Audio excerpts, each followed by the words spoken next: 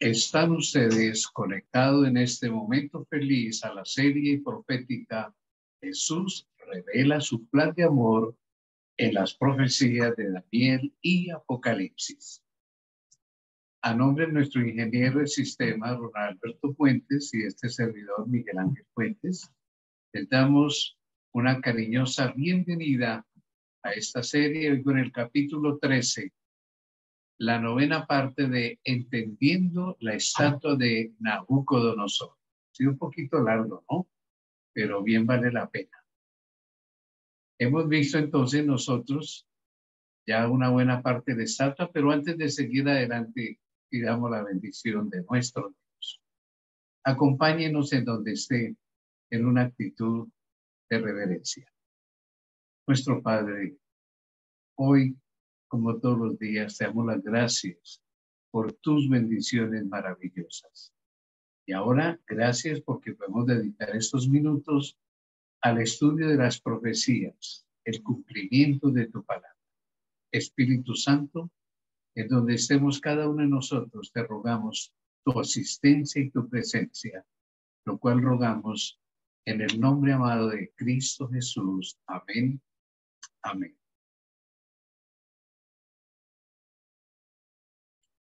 Bien, hemos tenido casi como un texto básico para nuestros temas, el de Isaías 46, 9 y 10, en donde Dios nos recuerda: acordaos de las cosas pasadas, de los tiempos antiguos, porque yo soy Dios y no hay otro Dios, y nada hay semejante a mí, que anuncio lo por venir desde el principio y desde la antigüedad, lo que aún no era hecho. Y digo, mi consejo permanecerá y haré todo lo que quiero. Que anuncio lo por venir desde el principio. Es lo que estamos estudiando aquí en la profecía. Un repasito para entrar en nuestro marco profético e histórico. Nabucodonosor, en ese siglo V antes de Cristo, tuvo un sueño. Era el emperador del reino neobabilónico, en el cual Dios le mostró una grande imagen impresionante, cuya cabeza era de oro, los pechos y brazos de plata, el vientre de bronce, las piernas de hierro y sus pies en parte de hierro, en parte de barro. Finalmente, una roca lanzada no por mano humana da en los pies, desmenuza la estatua y dice que fue como el tamo en la era del verano. Se lo llevó el viento y esa piedra creció. Ella invadió todo el planeta. Finalmente, Daniel dijo dos cosas: que esa piedra era el reino de Dios y no habría más reinos, y que Nabucodonosor era la cabeza de oro. En vista de eso, hemos visto cómo se cumplió después del imperio neobabilónico.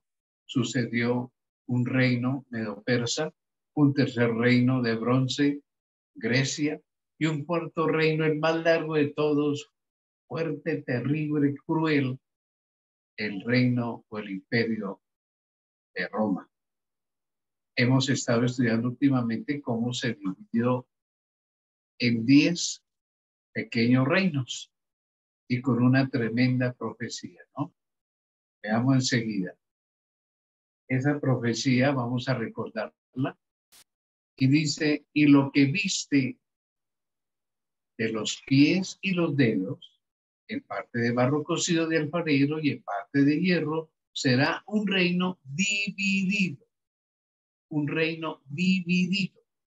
Mas habrá en él algo de fuerza, la fuerza del hierro, así como viste hierro mezclado con barro cocido.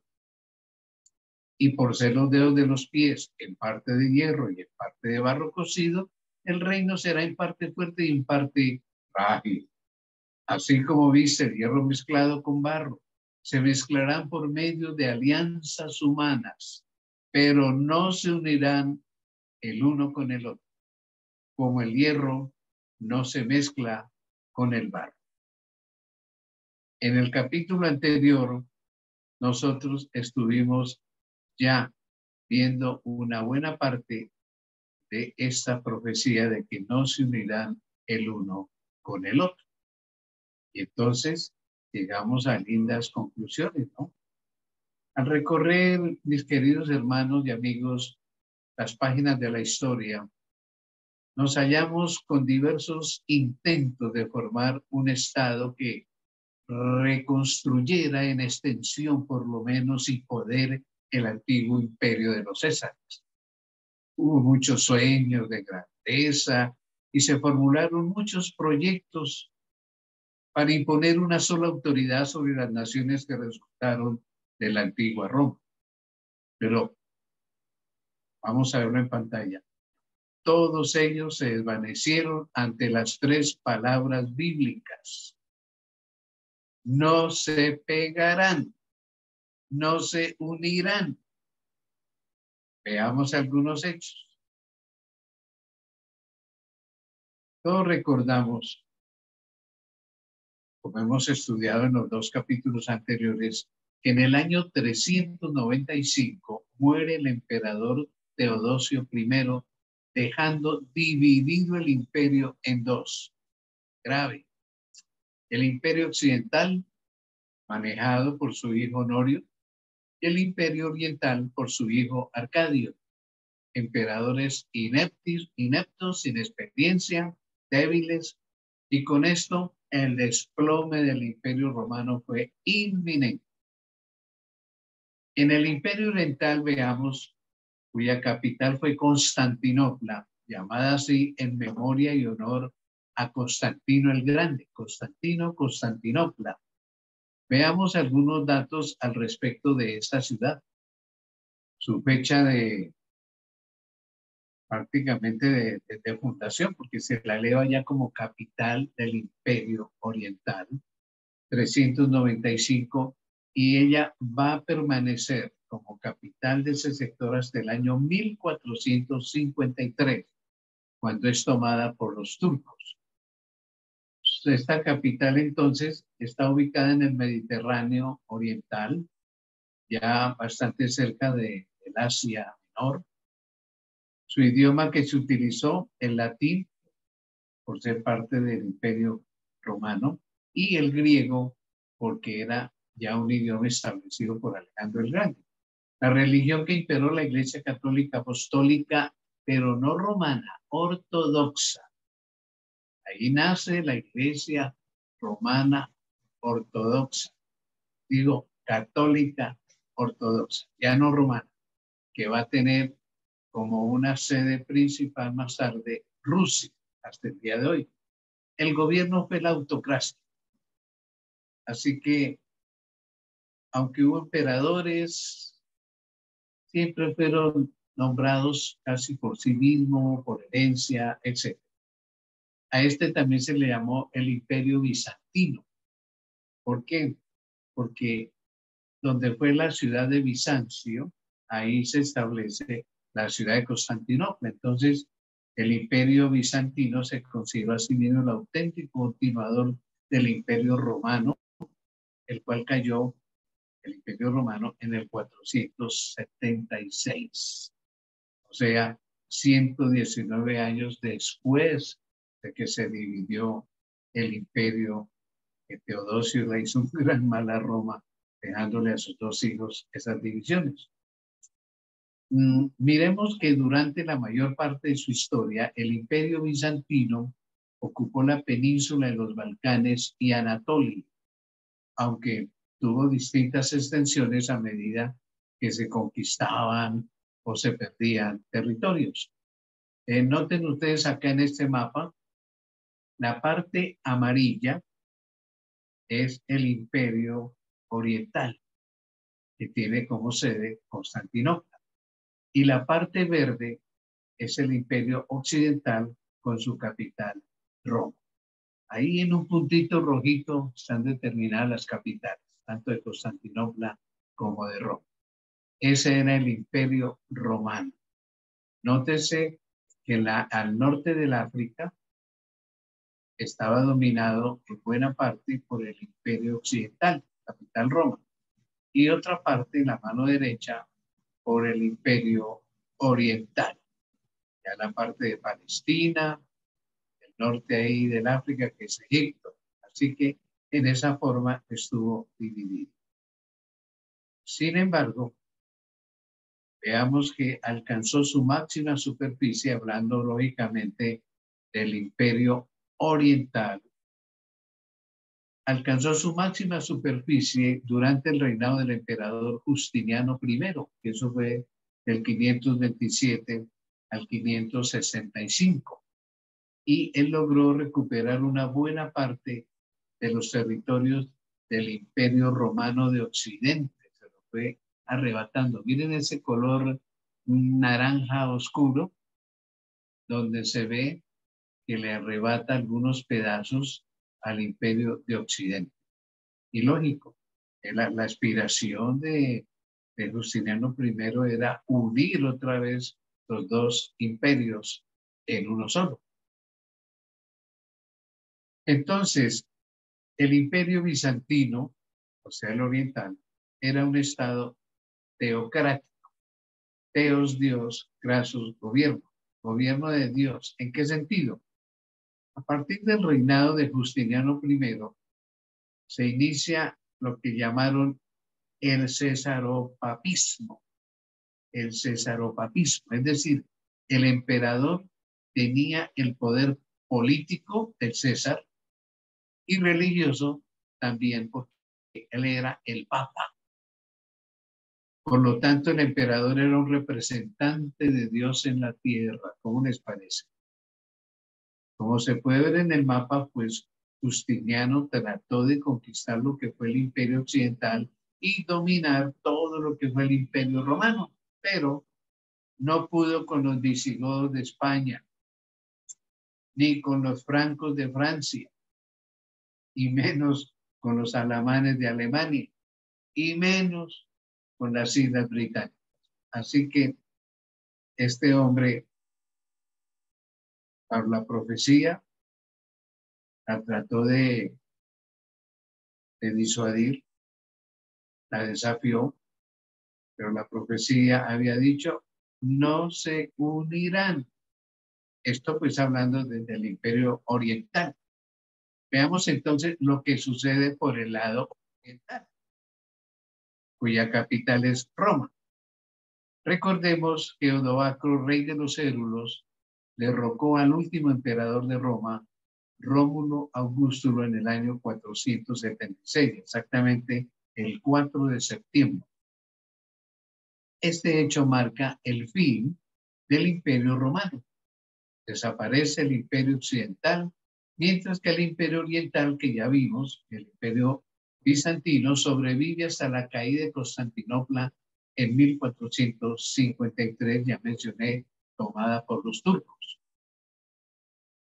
Tras la caída de Rómulo Augustulo, miremos la siguiente diapositiva para comentar que el territorio occidental del Imperio Romano quedó en manos de numerosas tribus bárbaras. Ahí la parte verde que ustedes ven es el Imperio Occidental.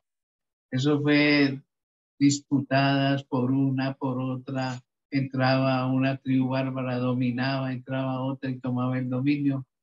Estas tribus dieron lugar a varios de los reinos medievales de la Edad Media que impusieron su dominio y que más tarde se consolidaron como estados en Europa hasta el día de hoy. Esto pues mostrando que el lado occidental no tuvo ninguna estabilidad, nada de eso, la tuvo más el Imperio Oriental. Miremos para detallar que lo destacable es que Justiniano I trató de unir el antiguo Imperio Romano, pero no lo consiguió. La profecía dijo, no se unirán, no se pegarán. Otro personaje que intentó unir a Europa fue el emperador Carlomagno, conocido en la historia como Carlos el Grande, eso es lo que quiere decir Carlomagno. Él fue el rey de los francos, ya eso nos lleva a pensar en Francia, ¿no? Desde el año 768. Y obviamente este fue nombrado rey de Italia en el año 774 y tras numerosas victorias fue proclamado el primer emperador del Sacro Imperio Romano. Tras la muerte de su padre, que fue llamado Pipino el Breve en el año 768, el gobierno de sus reinos fue compartido entre Carlomagno y su hermano Carlomán I, pero bajo circunstancias inexplicables, dice la historia. Pero ya por lo que hemos estudiado en capítulos anteriores, vemos que se mataban unos con otros. El segundo, o sea, Carlomán, murió en el año 771 y dejó a Carlomagno como el gobernante indiscutible del reino franco. Ahora, en el año 772, cuando el Papa Adriano I, ya existía el papado, porque es que vamos a ver cuando estudiemos el capítulo 7, 8 y 9 de Daniel, cómo este Justiniano I le da el título de cabeza de la iglesia al obispo de Roma. Desde ahí es que realmente, literalmente, surge el papado, no como la iglesia católica pretende que es de Pedro. No, esa es una falacia histórica. Entonces, el Papa Adriano I, en ese año 772, le pidió la ayuda al emperador de este Sacro Imperio Romano, Carlomagno, le pide la ayuda contra Desiderio, el rey de los lombardos. Y acordémonos que los lombardos invadieron el norte de Italia y de lo que es Suiza. Entonces, Carlomagno aprovecha esa ocasión y viene e invade a Italia, derrocando a Desiderio, eso es el año 774, y asumiendo el título real. Después realizó un viaje a Roma y aseguró seguir con la política que anteriormente había ejercido su padre, la cual que se encaminaba hacia la protección del cristianismo y el papado. Y entonces, en chaque de eso, él toma el poder ahí disimuladamente del papado y también de la política, porque allá en su reino, en su imperio oriental, él es papa y es emperador.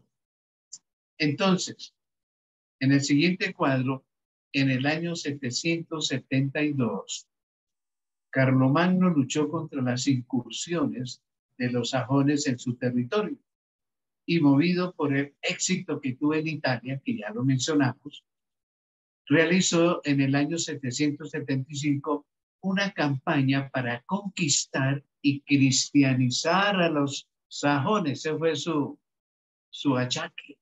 Pero, aún teniendo algún éxito inicial, la confrontación se alargó durante 30 años. Combatió en la península ibérica en el año 778 y en el 788 sometió a los bávaros a su poder y entre los años 791 y 796 sus ejércitos conquistaron el territorio de los bávaros. Finalmente, a través de sus conquistas militares, sometiendo a sajones, bávaros y abriéndose ahí un pedacito en la frontera con España, logró extender su imperio incorporando gran parte de Occidente y centro de Europa. Noten ustedes aquí en el mapa lo que está en esos colores, naranja oscuro, lo que está en color lila, color verde. Esos fueron los dominios que tuvo entonces Carlomagno. Pero nótese, en la parte sur de esa península itálica, la bota de Italia, no pudo conquistar ahí, y a España tampoco. Las islas británicas tampoco, ni toda la parte de Alemania. Así que fracasó el hombre que trató de restablecer otra vez el Imperio Romano. ¿Qué quiere decir todo esto? Que se cumplió la profecía. Por más esfuerzos militares, políticos, religiosos que hicieron estos hombres como Carlomagno, no pudieron unir otra vez a Europa como en el tiempo romano. Veamos entonces que Carlomagno llegó a la cumbre de su poder en el año 800, momento en el cual fue nombrado emperador el día de Navidad por el Papa León III. A lo largo de las guerras sajonas y otras campañas, pues Carlomagno actuó enteramente por iniciativa propia y prestó muy poca atención al papado. Sin embargo, algunos de los papas se quejaban porque las diversas empresas de Carlomagno coincidían con sus propios intereses o los beneficiaban directamente. Sin embargo, en el año 800 quedó claro que el poder de Carlomagno superaba el del papado y que no había nada que nadie pudiera hacer al respecto. Él era amo y señor del catolicismo y amo y señor de la política. En el siguiente cuadro comentamos que esto quedó bien claro cuando el Papa León III, quien reina ahí del 795 al 816, fue atacado por una multitud en las calles de Roma y se vio obligado a huir. La mafia había sido estimulada por nobles romanos que, con la esperanza de reemplazar al León con uno de los suyos, lo habían acusado de inmoralidad y abuso de su cargo como papa. León entonces fue a Carlomagno en busca de protección. Y Carlomagno, ni corto ni perezoso, pues aceptó acompañar a León de regreso a Roma para limpiar su nombre. Pero claro, eres el Señor, Carlomagno. Esta gráfica que vamos a ver en este cuadro nos recuerda que el día de Navidad del año 800, cuando Carlomagno se levantó de la oración ante la tumba de San Pedro allá en Roma, el Papa León, y sin que Carlomagno lo supiera, eso dicen algunos historiadores, otros dicen lo contrario, le colocó la corona sobre la cabeza del rey y el clero romano y la gente, bien ensayaditos, todos gritaron: Carlos Augusto, coronado como grande y pacífico emperador de los romanos. ¡Viva! ¡Vida y victoria! Eso dice la mayoría de los historiadores hablando de esa coronación. Después de su coronación, Carlomagno reinó 14 años y su intento de unir a toda Europa quedó en su sueño. La profecía escribió: no se unirán. Otro personaje que intentó contradecir la profecía bíblica fue, veámoslo, Carlos I de España y V de Alemania. Nació un 24 de febrero del año 1500 en Gante, eso pertenece, creo, hoy a Alemania. Era español por su madre Juana de Castillo y por sus abuelos Fernando e Isabel, los reyes católicos. Y era alemán por su abuelo paterno, el emperador Maximiliano. Borgoñón era por su padre Felipe I el Hermoso y por su abuela María de Borgoña, esposa de Maximiliano I e hija de Carlos el Temerario. Ustedes ven este enredo, ¿no? Lo he colocado por lo siguiente. La profecía completa dice que intentarían mediante alianzas humanas unir otra vez a Europa. Y claro, no voy a entrar en este tema porque va a ser algo terrible. Ver cómo el principito de aquí lo casaban con la princesita de allá y el hijito de los dos ya era dueño de ambos países, y después el principito de acá con la princesita de allá. Eso fue una mezcla impresionante para que los hijos que iban naciendo fueran dueños de todos esos países y llegara a formarse un imperio otra vez. intentarán unirse por medio de alianzas humanas, pero no fracasarán. Entonces, mire, un ejemplo tan tremendo es este Carlos V, que a la vez es Carlos I de España, Carlos V de Alemania. Qué revuelto tan tremendo, imaginen ustedes. La mamá Juana de Castilla y sus abuelos Fernando e Isabel, los reyes católicos. Entonces, tiene la herencia española. Por su parte, entonces, es hijo o es alemán por el emperador Maximiliano. Es burgoñón por su padre Felipe I el Hermoso y por su abuela María de Borgoña, esposa de Maximiliano I, allá en Alemania, que a la vez tuvo una hija de Carlos el Temerario. Tremendo, ¿no? Entonces, cuando muere el padre de Carlos V, Carlos I, en el año 506 de ambos, recibió a Holanda, a Luxemburgo, a Artois y el reino franco, y lo que él añadiría después a Aragón, Navarra, Castilla, Nápoles, Sicilia, Cerdeña y los territorios ya conquistados en América. Recordémonos que Carlos V llegó a ser dueño aquí de los territorios de América, México, Centroamérica, Colombia, etcétera.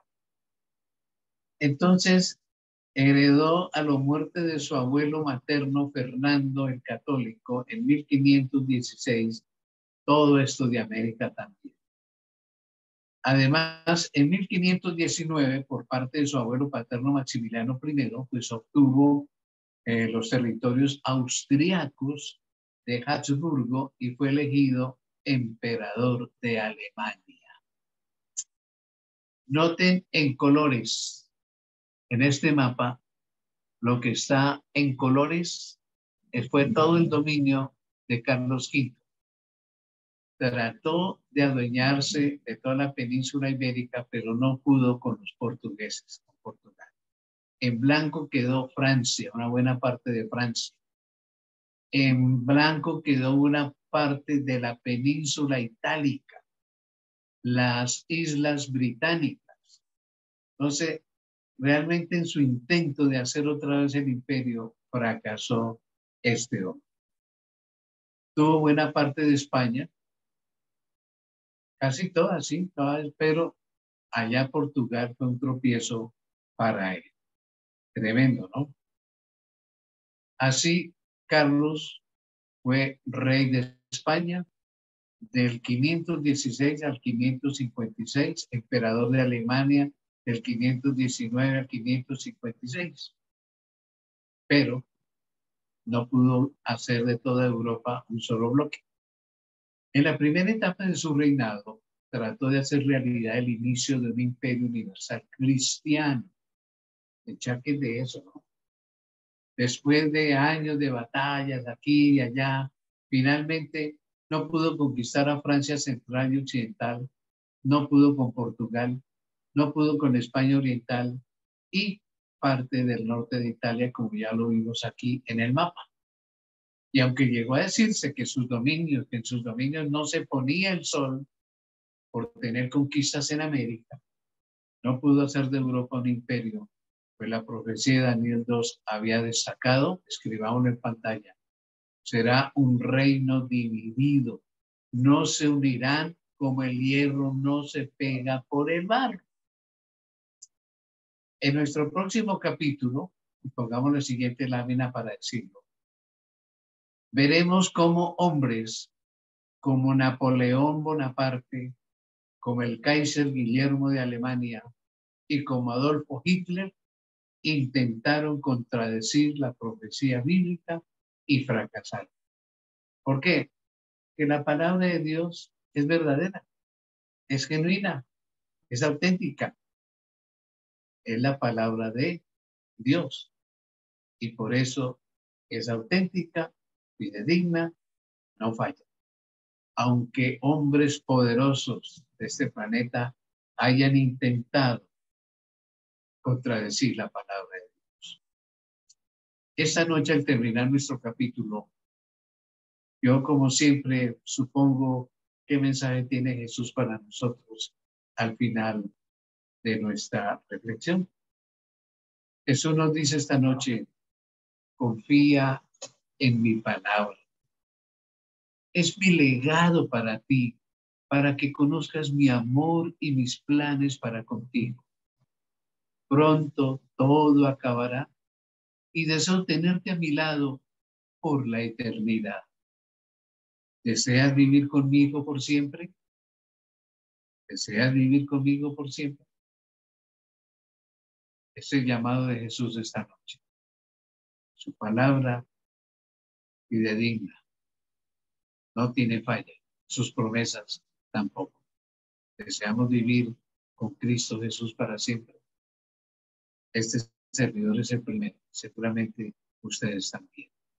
Como es usual en nuestra serie, damos oportunidad a que haya preguntas, que hayan inquietudes y aportes también.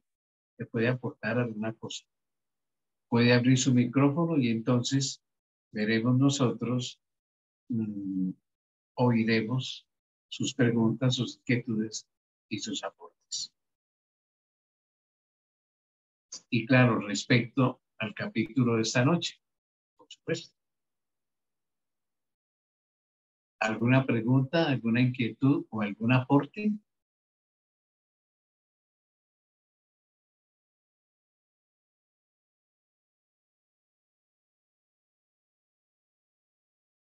Bueno, parece que no tenemos ninguna inquietud, ningún aporte.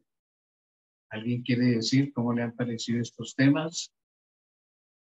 Mi hijo Ronald y yo siempre estamos atentos, alerta a sus insinuaciones, a sus recomendaciones.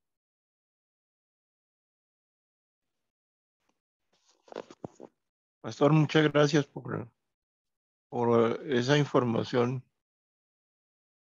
La verdad es que yo quedo anonadado con toda esta información porque para mí era desconocida. Muchas gracias. A usted, hermano Supelano, en Bogotá. Gracias por su apreciación. Sí, hemos tratado de hacer algo diferente, ¿no? Siempre los evangelistas, tal vez por tiempo, pasan por encima muchos detalles que reconfirman la fidelidad del cumplimiento profético. ¿Alguien más quiere opinar alguna cosa?